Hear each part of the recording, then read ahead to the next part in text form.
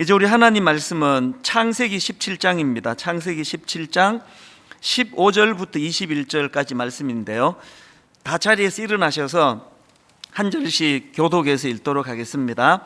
창세기 17장 15절입니다. 하나님이 또 아브라함에게 이르시되 내 아내 사레는 이름을 사레라 하지 말고 사라라 하라. 내가 그에게 복을 주어 그가 네게 아들을 낳아 주게 하며 내가 그에게 복을 주어 그를 여러 민족의 어머니가 되게 하리니 민족의 여러 왕이 그에게서 나리라. 아브라함이 엎드려 웃으며 마음속으로 이르되 100세 된 사람이 어찌 자식을 낳을까? 사라는 90세니 어찌 출산하리요 하고, 아브라함이 이에 하나님께 아뢰되 이스마엘이나 하나님 앞에 살기를 원하나이다. 하나님이 이르시되 아니라 내 아내 사라가 내게 아들을 낳으리니 너는 그 이름을 이삭이라 하라. 내가 그와 내 언약을 세우리니 그의 후손에게 영원한 언약이 되리라. 이스마엘에 대하여는 내가 내 말을 들었나니 내가 그에게 복을 주어 그를 매우 크게 생육하고 번성하게 할지라. 그가 12두령을 낳으리니 내가 그를 큰 나라가 되게 하려니와. 21절 같이 읽겠습니다. 내 언약은 내가 내년 이 시기에 사라가 내게 낳을 이삭과 세우리라. 아멘. 21절까지 살펴보았습니다. 자리에 앉아주시기를 바랍니다. 최근에 나온 책 중에 삶이 던지는 질문은 언제나 같다, 이런 제목의 책이 있는데요, 세계적인 경영 사상가로 알려진 찰스 핸디라는 분이 쓴 책입니다. 근데 제가 이 책에서 주목하는 게 뭐냐 하면은, 이 책은 저자가 연세가 88세 되었을 때에 자기 손자 손녀들에게 쓴 편지를 모은 책입니다. 그래서 그 책 추천사에 보면은 할아버지의 나는 어떻게 살았는가, 이것이 손주들에게 나는 어떻게 살 것인가, 이것에 대한 해답이 될 것이다. 무슨 뜻인지 아시겠죠? 이 88세 된 할아버지가 그 어른이 살아가시면서 경험했던 많은 그 경험들, 그리고 그 과정에서 얻었던 삶의 지혜를 자기 손자 손녀들을 위해서 쓴 책이라는 거, 이것이 굉장히 귀하게 느껴졌습니다. 어른들의 삶의 지혜를 귀하게 여기고 그 삶의 지혜를 그 다음 대가 참 소중한 지혜로 받을 수 있는 이런 사회적인 분위기가 되면 좋겠다는 생각이에요. 고맙게도 우리나라에서도 비슷한 책이 나왔습니다. 김형석 교수님 아시죠? 원래 연세가 103세 되시는 이 어른이 어떤 책을 냈느냐, 김형석의 인생 문답. 이건 뭐냐면요, 일반인들입니다. 일반인들 20대에서 60대 사람들이 많은 질문을 이 어른에게 보냈는데, 그것을 이제 31가지로 질문을 추려가지고 그 질문에 대하여 그 답을 묶어서 만든 책이에요. 인생 문답. 보니까 이런 질문들입니다. 인생을 후회 없이 살려면 어떻게 해야 하나요? 행복이란 무엇인가요? 돈은 얼만큼 가져야 행복할까요? 인격의 핵심은 무엇입니까? 인생의 마지막까지 남는 것은 무엇인가요? 103세까지 살아보신 어른이기 때문에 이 모든 질문에 다 답을 하시는 거예요. 이 인생의 그 경험, 삶의 경험이 가져다 주는 지혜. 이어령 교수님이 쓴 이어령의 마지막 수업이라는 인터뷰 책도 마찬가지입니다. 책 속의 글을 보니까 오랜 암투병으로 죽음을 옆에 둔 스승은 사랑, 용서, 종교, 과학 등 다양한 주제를 넘나들며 죽음이 생의 한가운데 있다는 것을 낮고 울림 있는 목소리로 전달한다. 그래서 이런 너무나 귀한 어른들이 돌아가시기 전에 그들이 삶에서 경험했던 그 많은 그 삶의 지혜들이 이 많은 우리 그 자녀 세대 또 손자 손녀 세대로 이 지혜가 흘러가면 좋겠다는 생각입니다. 이런 면에서 이 윗대 어른들의 그 신앙과 또 지식과 그 사상과 철학의 그 자산들이 그 다음 세대로 잘 흘러가는 이 전수되는 그런 사회가 참 부럽고 건강한 사회라 생각합니다.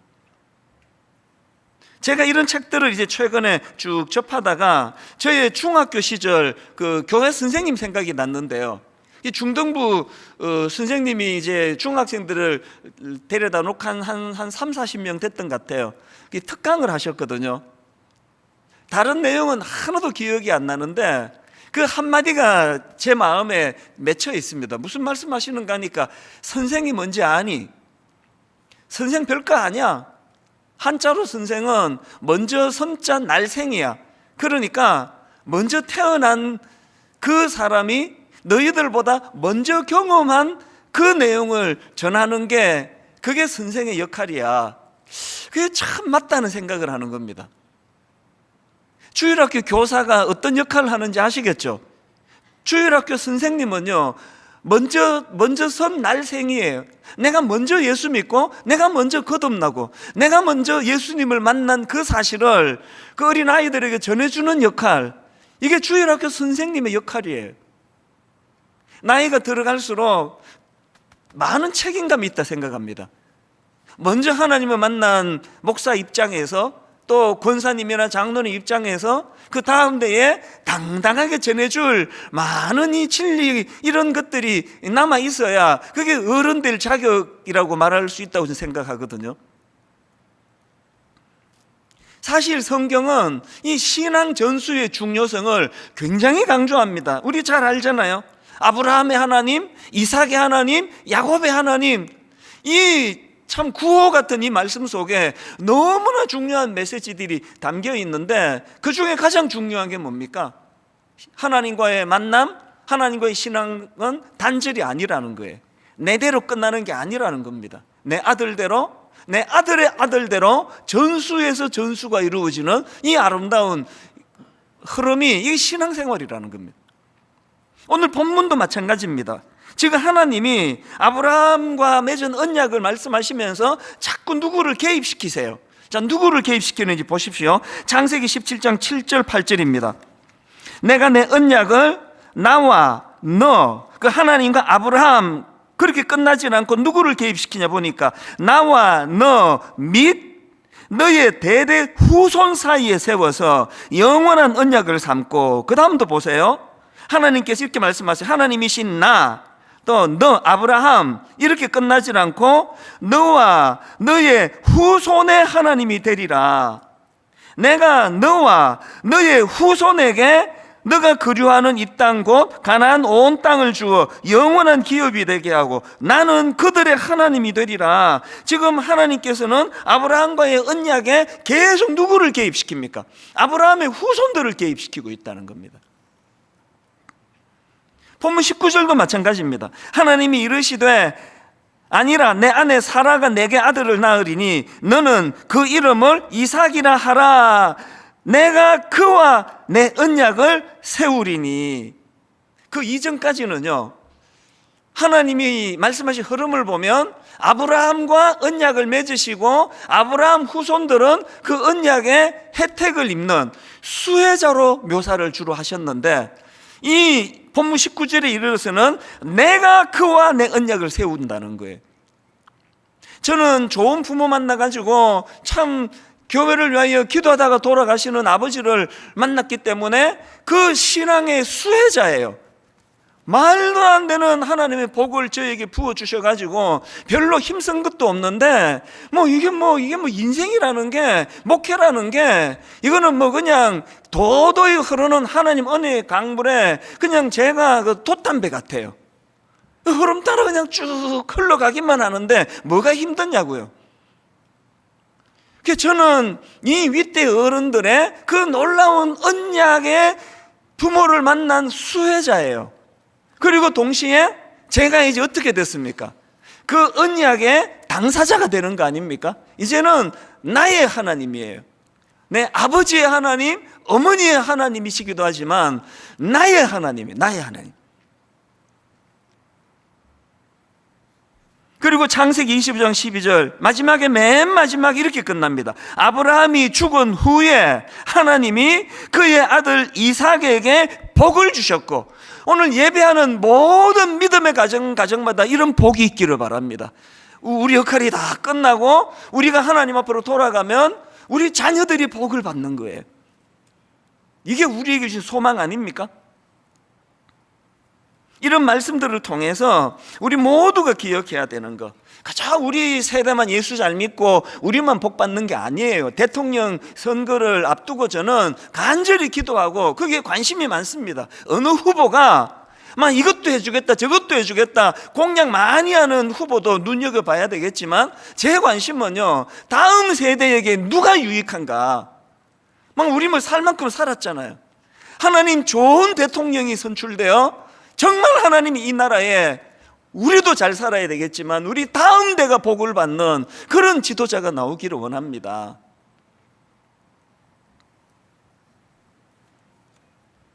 이런 생각들을 하면서 말씀을 준비하는데요, 진짜 뭐 너무 참 무거운 글 하나를 제가 슬쩍 본 겁니다. 거기 보니까요, 가출 청소년들이 있잖아요. 애들이 뭔 일이 좀 사연이 있는지는 몰라도 집에서 이제 가출을 하는데요, 그리고는 이 아이들이 이제 당장에 가출하면 잘 데도 없고 아무것도 없으니까요, 이제 이 카카오톡 오픈 채팅이나 페이스북 같은 데다가 이런 글을 올린대요.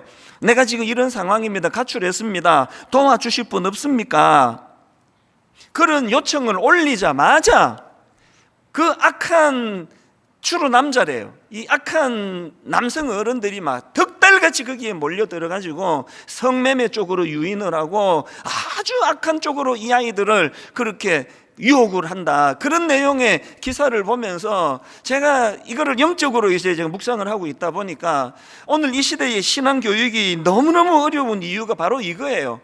내버려 두면은 좀 철이 늦게 들고 하다가 다 이제 시간 되면 주님 앞으로 돌아오는데, 그 사이에 여러분, 베드로전서 5장 8절 말씀 그대로입니다. 근신하라, 깨어라, 너희 대적 마귀가 우는 사자와 같이 두루다니며 삼킬 자를 찾느니. 이게 딱 오늘 우리 시대 현실이에요. 우리가 제대로 신앙교육을 소홀히 하면 기다려주지 않아요. 바로 그 자리에 우는 사자와 같이 기회를 노리고 있는 악한 것들이 우리 아이들의 영혼을 장악해버리는 겁니다. 이게 두려운 거예요.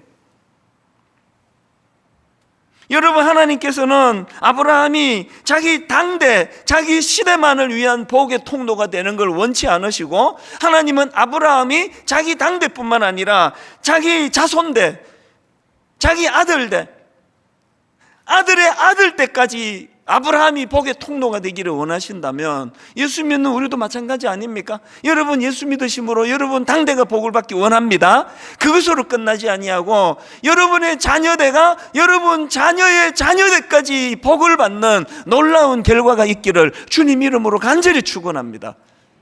이제 우리의 시선이, 우리의 관심이, 그래서 저는 이런 생각을 합니다. 이제 1만 성도 파수 운동이 끝나고 나면은 이제 분당 우리 교회가 모든 성도들이 마음을 모아야 되는 건 다음 세대예요. 이 복을 그저 수평적으로만 나누어 갖는 것이 아니라 다음 세대로 흘려보내는, 그래서 지금 우리 연구소가 이렇게도 의논하고 저렇게도 의논하며 준비하고 있는 거거든요. 그래서 저는 오늘 예수 믿는 저와 여러분, 오늘 기성세대가 다음 세대를 위해서 꼭 해야 될 신앙교육을 두 가지로 나누고 싶습니다. 여러분, 우리가 해야 될 첫 번째 신앙교육이 뭐냐? doing이라고 제가 표현해 봤는데요, 마땅히 행할 길을 가르치라. 이거는 doing에 관한 문제 아닙니까? 창세기 18장 19절입니다. 세 번역으로, 내가 아브라함을 선택한 것은 그가 자식들과 자손들을 잘 가르쳐서 나에게 순종하게 하고 옳고 바른 일을 하라고 가르치는 뜻으로 한 것이다. 여러분 잘 들어보세요. 하나님께서 아브라함을 복의 통로로 그에게 모든 은혜로운 복들을 주시면서 숙제를 하나 주셨어요. 아브라함에게 주신 숙제가 이겁니다. 내가 아브라함을 선택한 것은 그가 자식들과 자손을 잘 가르쳐서 나에게 순종하게 하고 또 옳고 바른 일을 하도록 가르치라는 뜻에서 한 것이다. 오늘 이런저런 은혜로 예수 믿게 되고 이 자리까지 오신 여러분에게 숙제가 있어요.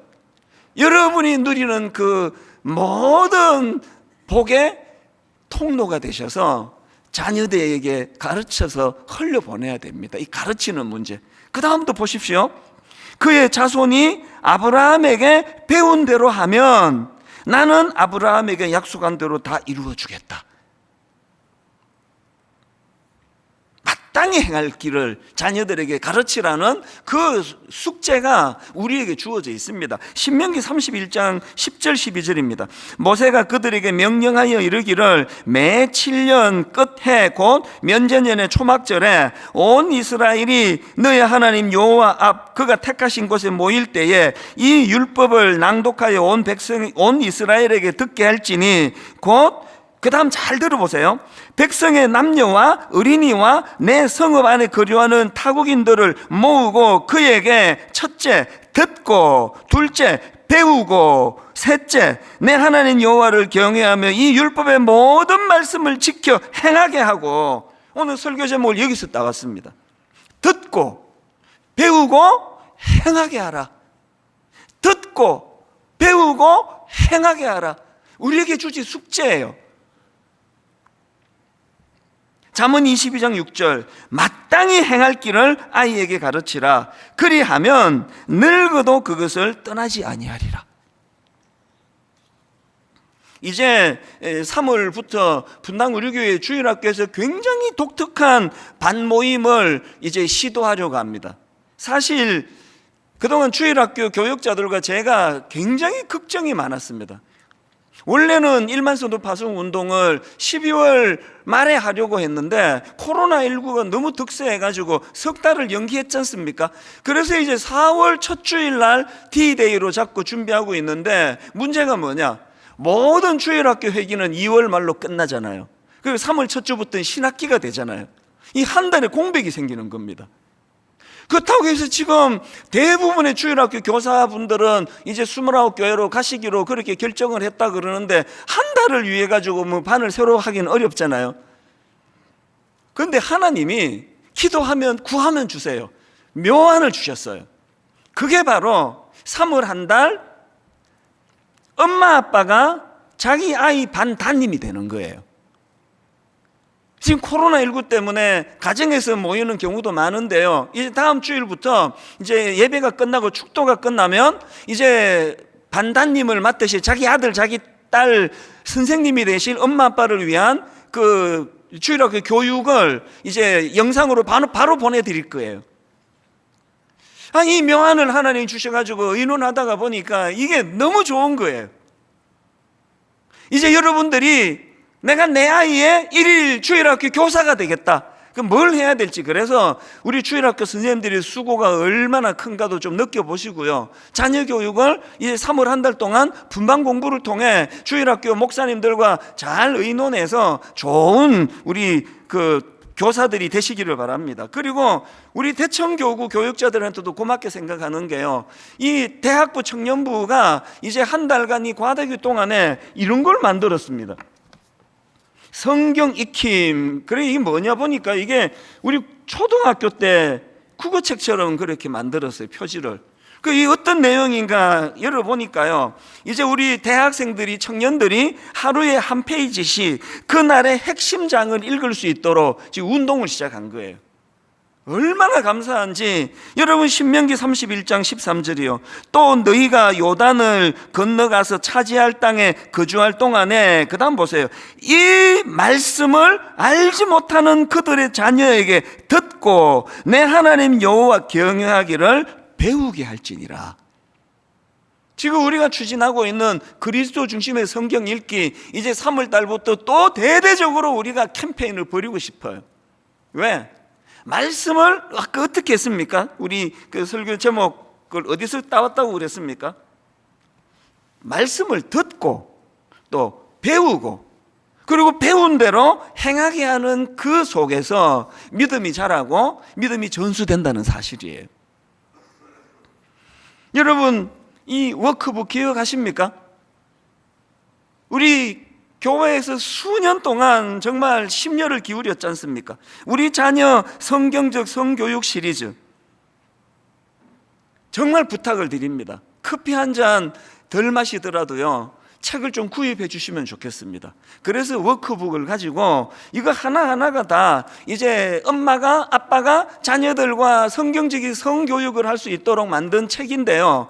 뭐 이걸 통해서 막 엄청난 걸 가르치는 것도 중요하지만 제가 제일 중요한 거, 시급한 게 뭐냐, 여러분 성경적인 성교육을 가정으로 끌고 와야 돼요. 가정에서 안 하니까 지금 이 아이들이 미국발 국적불명의 말도 안 되는 그런 타락한 영상을 갖고 와서 잘못되고 왜곡된 성을 배우는 거 아닙니까? 말도 안 되는 이상한 저질 소설 같은 거를 끌고 와가지고 지금 미국이, 유럽이 어떻게 되고 있느냐고요. 여러분, 이 성교육을 가정으로 끌고 오셔야 돼요. 성경적으로 남자와 여자를 만드시고 하나님이 그곳에서 선물로 주신 성이 얼마나 아름다운 것인가를 가르쳐야 돼요.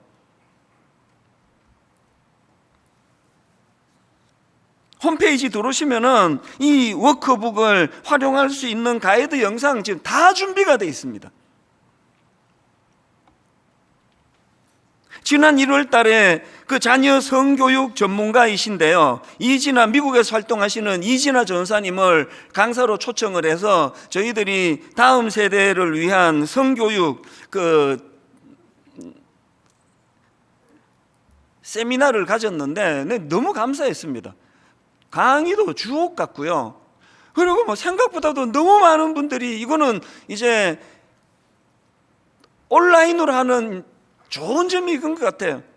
이게 뭐 자리 같으면 이게 정원이 뭐 얼마입니다 그러고 끝나는데 무제한으로 하니까 막 굉장히 많은 부모님이 들어오셨는데요. 그래서 여러분, 오늘 축도가 끝나면은요, 이 이진아 전사님이 했던 강의를 20분으로 추격해가지고 바로 여러분에게 올려드릴 거예요. 그리고 홈페이지 오시면 그 이틀간의 강의 전체를 다 이 강사님 허락해 주셨어요. 다 이제 들을 수 있도록 조치를 취했거든요. 눈물로 부탁합니다. 성교육 부모님이 끌어들여야 돼요. 가정으로 이것을 안고 오셔야 돼요. 자녀들과 대화해야 돼요. 자녀들과 토론해야 돼요. 부모가 공부하셔야 됩니다. 마땅히 행할 일을 잘 가르치는 수고가 필요하다는 겁니다.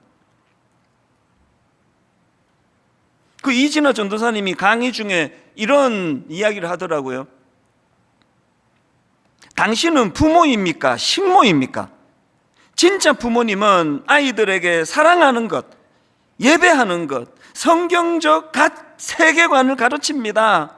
요새는 그 식모라는 말은 안 쓰는데요, 가사도우미인데 이분이 이제 어릴 때 미국으로 이민을 가놓으니까 옛날에 쓰던 그 용어를 그냥 쓴 것 같아요. 그런데 이 느낌이 확 와닿잖아요. 여러분, 우리가 부모입니까? 가사도우미입니까? 밥이나 해주는 게 부모가 아니에요. 가르쳐야 돼요. 마땅히 행할 길을 아이에게 가르치라. 마땅히 행할 길을 아이에게 가르치라. 그리하면 늙어도 그것을 떠나지 아니하리라. 간곡히 부탁합니다. 공부하셔야 돼요. 성경적인 가치관에 대하여 정확하게 아셔야 되고, 그걸 가지고 자녀들에게 계속 대화하면서 전수해 줘야 돼요. 여러분, 나이 들면은 못합니다. 늦어요. 안 됩니다. 어릴 때 해야 돼요. 같이 대화하고 같이 꿈을 나누고. 그래서 제가 doing 이렇게 써본 거거든요. 마땅히 행할 길을 아이들에게 가르치기를 원합니다. 이게 첫 번째고요. 그런가 하면 두 번째, 우리가 다음 세대를 위하여 뭘 해야 되느냐, 그 자녀들로 하여금 그들 스스로가 이 약속의 주체라는 사실을 알도록 가르쳐야 됩니다. 아까 제가 본문 19절 설명해 드렸잖아요. 하나님이 이르시되 아니라 내 아내 사라가 내게 아들을 낳으리니 너는 그 이름을 이삭이라 하라. 내가 그와 내 언약을 세우리니. 이제 다음 세대는 부모 예수 잘 믿어가지고 받은 복을 그냥 막 일방적으로 흘려보내주는 수혜자로 남겨서 안 됩니다. 그들이 언약의 주체가 돼야 돼요. 아버지의 하나님, 할아버지의 하나님, 내 하나님이시라고 하는 거, 하나님이 나와 언약을 맺으셨다고 하는 거.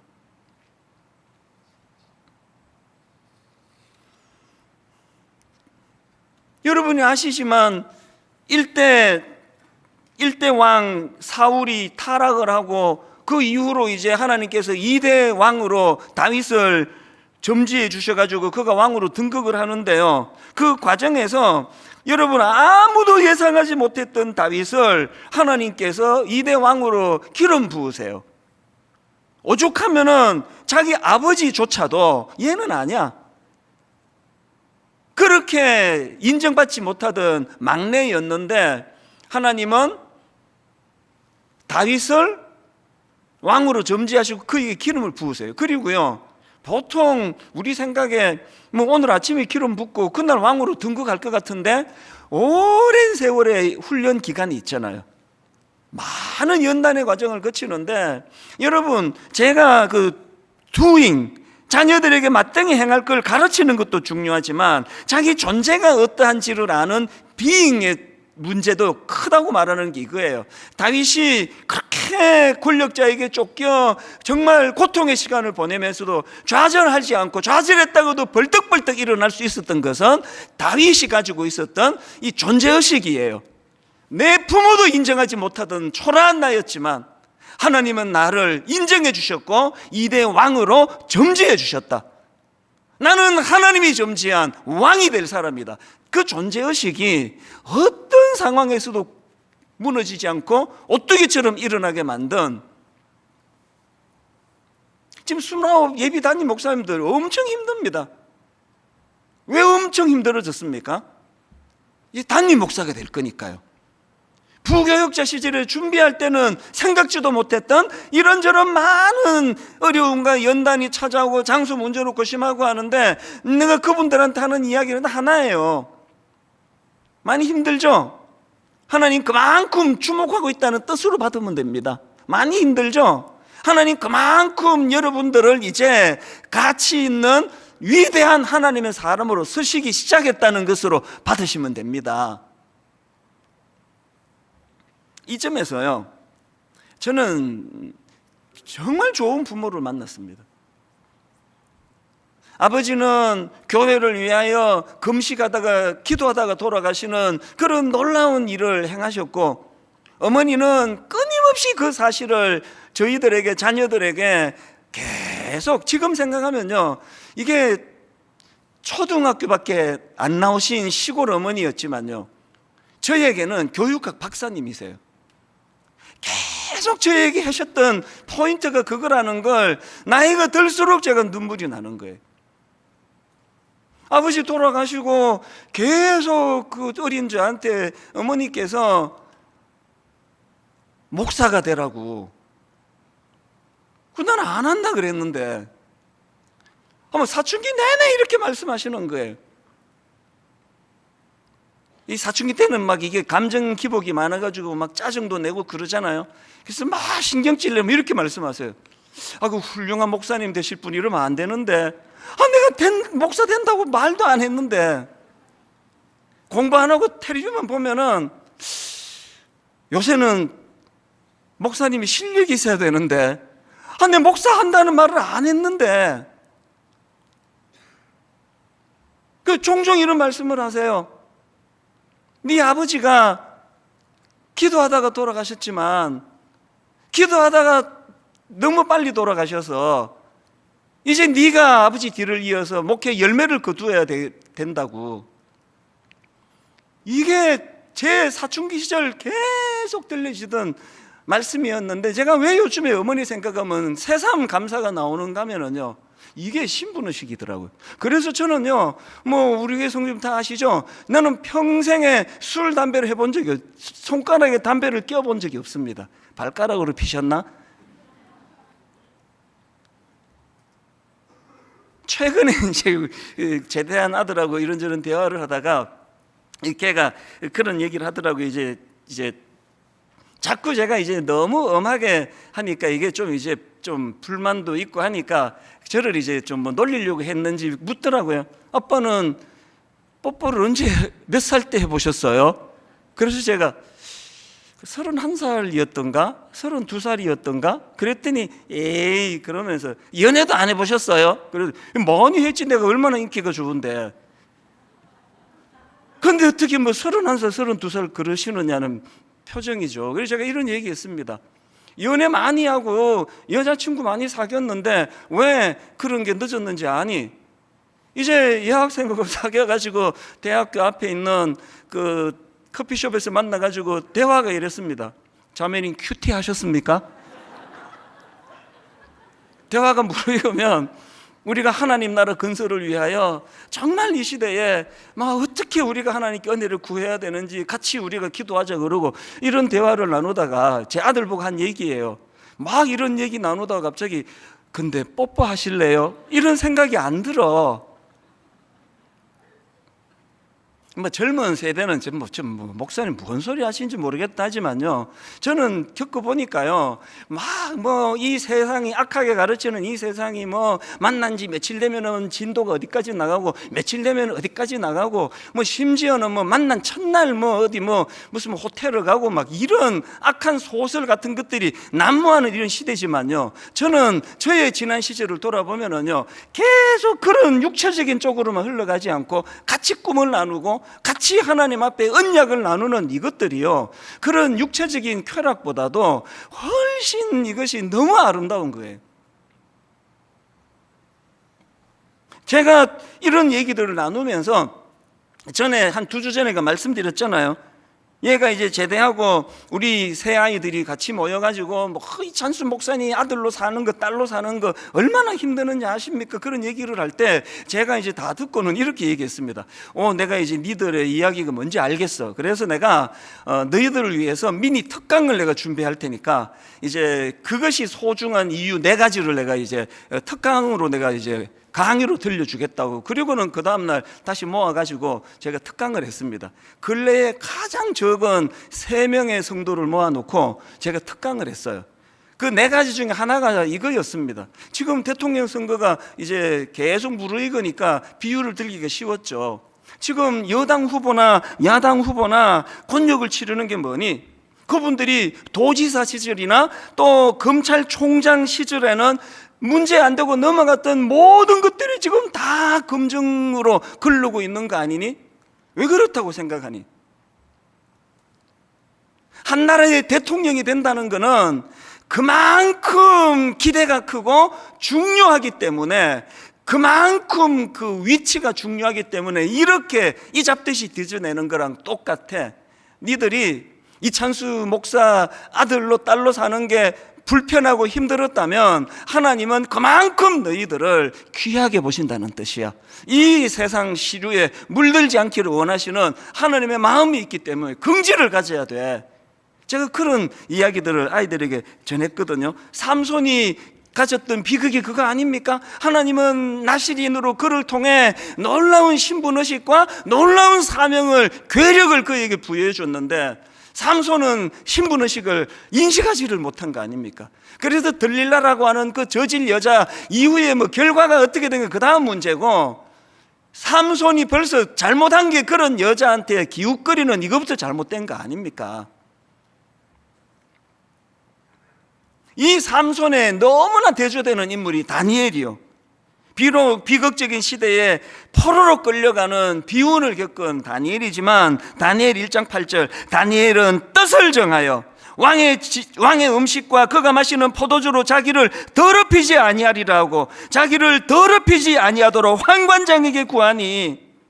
여러분, 다니엘이 왜 이런 뜻을 정할 수밖에 없었습니까? 그게 신분의식이에요. 내가 비록 역사를 잘못 만나 남의 나라에 포로로 끌려왔지만 난 이것들 저질들하고 섞여 살 그런 존재가 아니라는 신분의식, 이걸 자녀들에게 우리 가르쳐야 돼요. 결론을 오늘 이렇게 맺기를 원합니다. 이제 여러분, 교회의 모든 초점을 다음 세대에다 맞추기를 원합니다.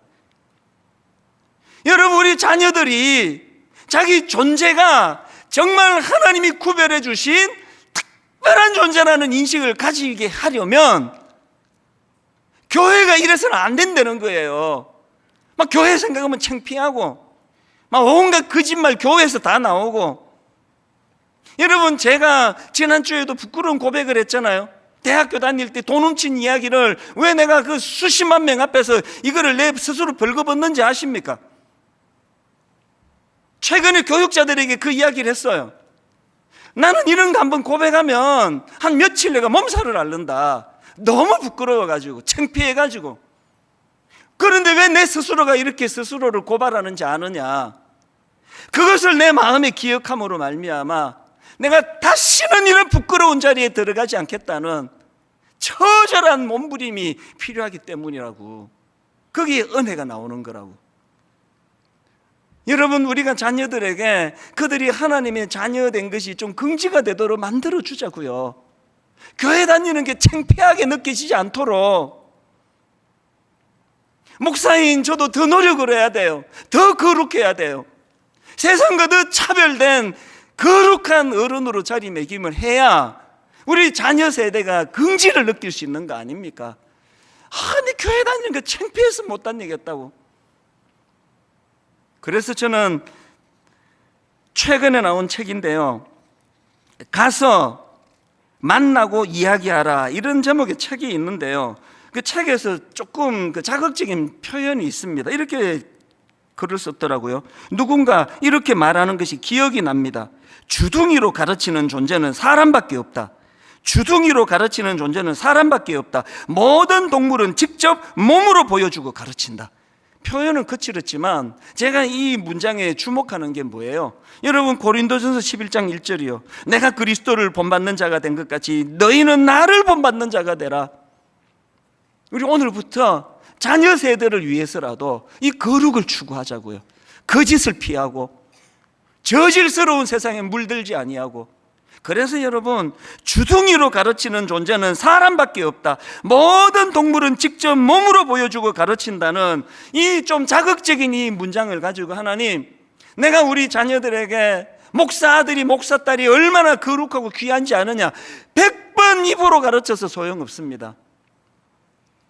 저의 거룩한 삶으로, 거룩한 행실로, 돈에 찌들지 않고 권력에 찌들지 않고 초라한 그 무엇에 흔들리지 않는 당당한 아버지의 모습, 신앙인으로서 아버지의 모습을 보여줄 때 이것이 자녀들에게도 영향을 미치리라고 저는 믿습니다. 결론을 맺으면서요, 여러분, 그 아브라함의 손자, 그러니까 이삭의 아들 그 야곱 아시죠?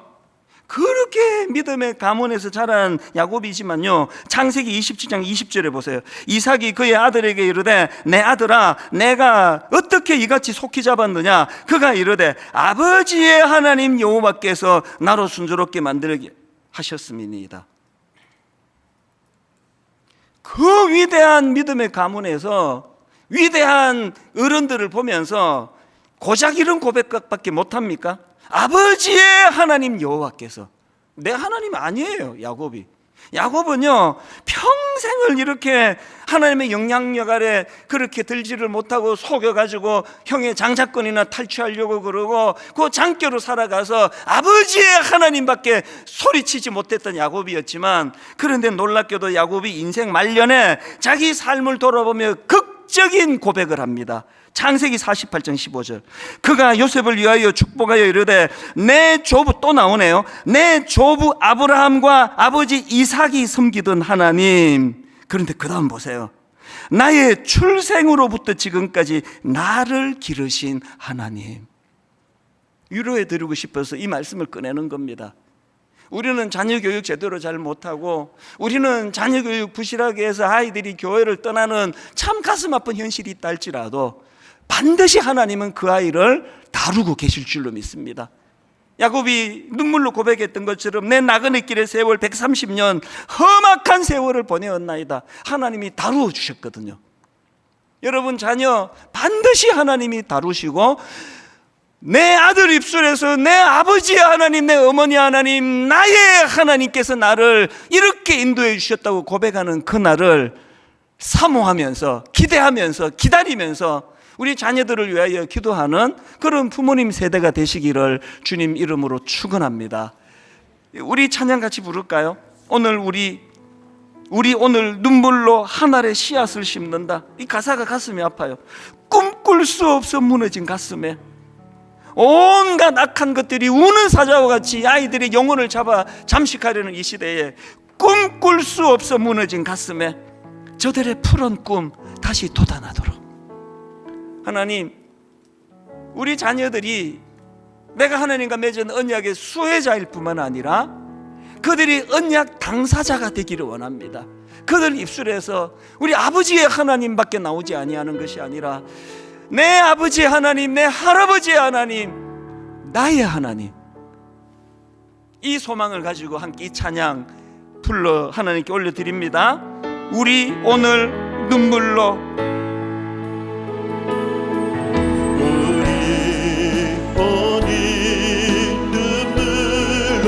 한 알에 씨앗을 심는다. 오늘 상처 많은 이 시대 젊은이들, 우리 아들 우리 딸 꿈꿀 수 없어 무너진 가슴에 저들의 푸른 꿈 다시 돋아나도록 우리 함께 땀 흘려 소망의 길을 만든다. 여러분, 우리 다음 세대를 향하여 내일로 가는 길을 찾지 못했던 저들 노래하며 달려갈 그 길, 부모된 우리가 이 소망으로 나갑니다. 그날에 우리 보리라. 새벽 이슬 같은 저들 일어나 뜨거운 가슴 사랑의 손으로 이 땅 치유하며 행진할 때 눈물로 선포합니다. 오래 황폐하였던 이 땅 어디서나 순결한 꽃들 피어나고 푸른 의의 나무가 가득한 세상,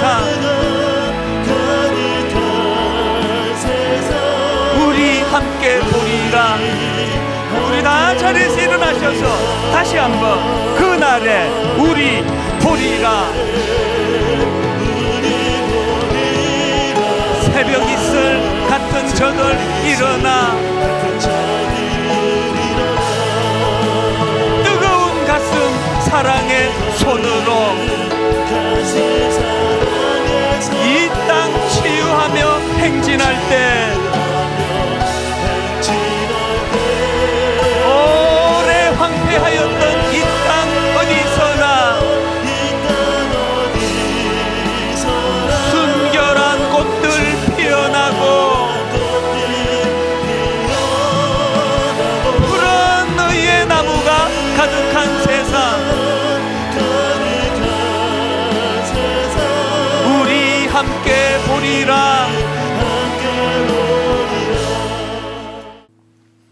우리 주 예수 그리스도의 은혜와 하나님 아버지의 다함없는 사랑과 성령님의 감동, 감화, 위로, 교통, 충만하심의 역사가 오늘 말씀이 능력이 되어 우리 되는 물론이고 우리 다음 자녀 세대에 이르기까지 하나님의 언약 백성으로 거룩을 회복하고 깨끗한 주님의 자녀로 능력 있게 살아가기로 결단하고 다짐하며 예배하는 모든 주의 자녀들 머리 위에 지금부터 영원토록 함께 하시기를 간절히 축원하옵나이다.